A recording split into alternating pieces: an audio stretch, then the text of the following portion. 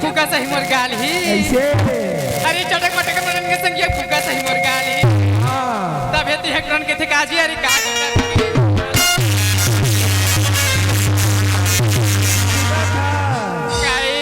अरे पेड़ में बड़ा कन फर फरे हैं हां लेकिन एक के ठन अलग से पाके हैं देख ताक के रही बे नहीं ते सोना मोती के टूरा मन तोला ताके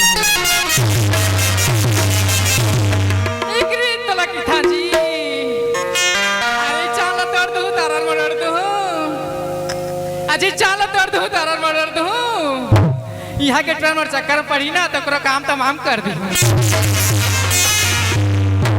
तब हेत की था भैया अच्छा तब फंसा की गाड़ी चरा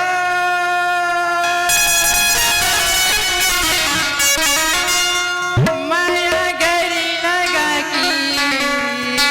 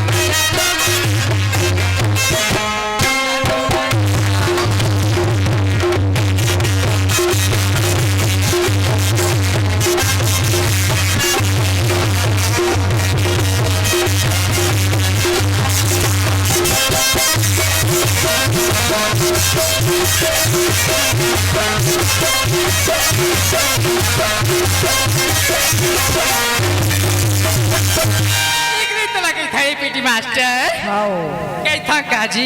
का हो गई जी? मोरी कमर की टाइटल जवाब ही अच्छा मोरी कमर की टाइटल जवाब ही कते टूरा मन जवानी रे सरा भी